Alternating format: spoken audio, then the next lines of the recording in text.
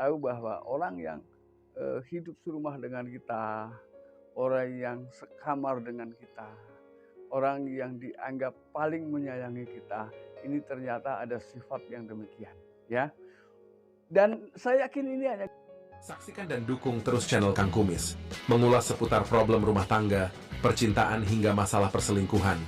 Assalamualaikum warahmatullahi wabarakatuh. Kembali lagi bersama saya Kang Kumis.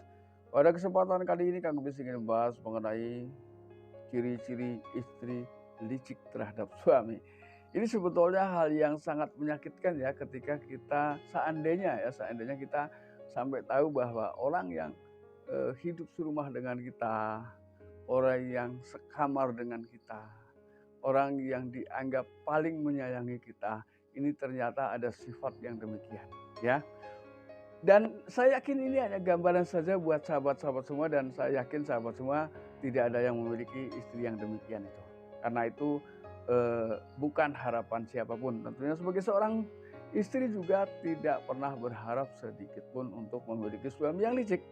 Begitu pula istri, ya. Karena saya yakin ini tidak terjadi di rumah tangga siapapun, ya. Namun ini hanya sebagai gambaran saja. Dan sebelum lanjut ke topik kali ini, silahkan sahabat semua subscribe, like, dan komen di channel Kang Kumis. Dan juga tidak lupa Kang Kumis mengucapkan selamat datang kepada sahabat semua. Nah, kira-kira apa saja sih ciri-ciri istri yang licik, ya? Nah, ini. Istri yang licik yang pertama adalah, ciri istri licik yang pertama adalah satu. Ia selalu menganggap bahwa keberhasilan di tengah rumah tangga itu adalah peran dia. Semua atas jasa-jasa dia, ya. Jadi suami tidak punya peranan sedikit pun, ya. Bahkan biasanya dengan teganya ia mengatakan, kalau seandainya tidak ada saya nggak tahu kamu bakal jadi apa, kamu bakal hidup di mana. Ini. Padahal bagaimanapun hebatnya seorang istri, seorang suami, itu tidak ada yang bisa hidup sendiri-sendiri ketika sudah dalam satu rumah tangga. Pasti masing-masing pihak secara otomatis akan memiliki andil di dalam rangka membentuk kehidupan rumah tangga. Entah itu meningkatkan taraf ekonomi rumah tangga, entah itu membangun keharmonisan. Ini perlu kerjasama yang baik. Ini nggak bisa dibohongi, ya. Kerjasama yang baik antara suami dan istri. Nah, itu yang pertama. Lalu kemudian yang kedua,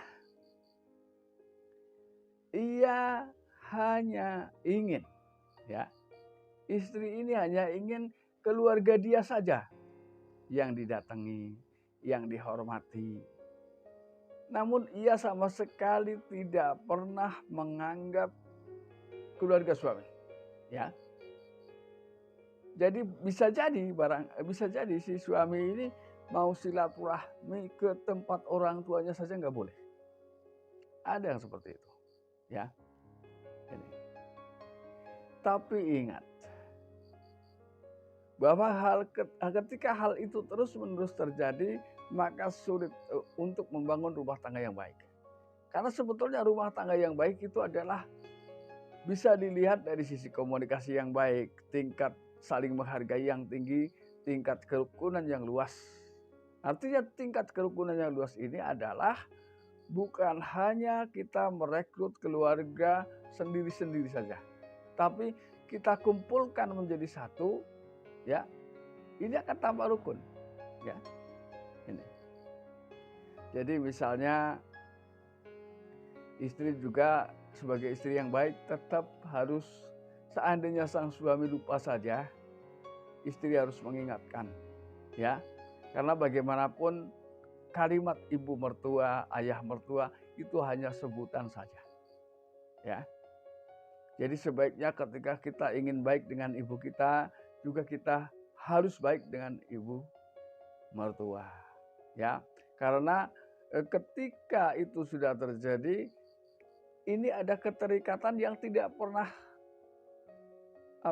tidak pernah putus, ya. Dengan hadirnya kita berdua, di situ akan melahirkan anak. Anak ini akan lahir dari kedua gen yang ada, ya. Ini akan menjadi satu. Ini adalah orang yang tidak tahu apa-apa, ya. Jadi sebagai seorang cucu, tentunya ia juga ingin netral. Ia juga ingin datang ke misalnya ke kakek dari orang tua ayah, ingin datang ke kakek dari orang tua ibu, ini juga perlu diperhatikan, ya. Jadi itu salah satu ciri-ciri istri yang licik. Lalu kemudian yang ketiga, ya,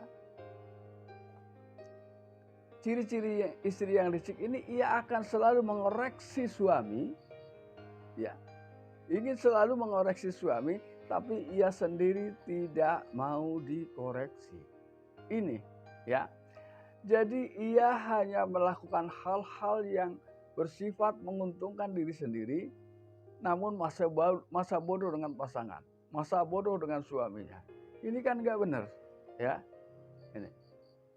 Jadi ia selalu mengoreksi dirinya sendiri, tapi tidak mau, ya.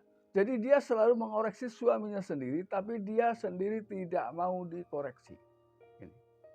Jadi tingkat egonya lebih tinggi, ya. Disadari atau tidak, orang yang bijak adalah orang yang mampu menepis ego sendiri. Ini sudah sering sekali saya sampaikan, ya. Jadi kita sedikit banyak harus menurunkan ego demi kepentingan bersama.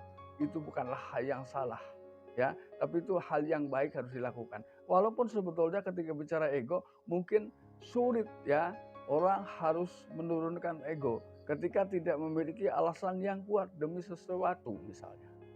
Maka hal-hal inilah yang harus dijadikan pertimbangan. Ketika saya menurunkan ego maka keuntungannya ini. Tapi ketika saya bertahan dengan ego maka kerugiannya jauh lebih besar. Maka lebih baik turunkan ego kita, ya. Karena ketika bicara tentang ego, itu semua orang punya, semua orang merasakan, ya.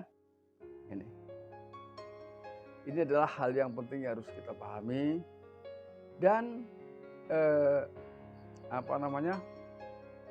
itulah yang dapat aku sampaikan, ya, singkat saja, yaitu ciri-ciri yang licik terhadap suami. Sebetulnya masih banyak poin, tapi mengingat waktu, ya. Terima kasih. Dan tidak lupa Kang Kumis mengucapkan salam harmonis bersama Kang Kumis, ya. Saksikan terus video-video lain di channel Kang Kumis. Dan akhir kata, wabillahi taufiq wal hidayah. Wassalamualaikum warahmatullahi wabarakatuh.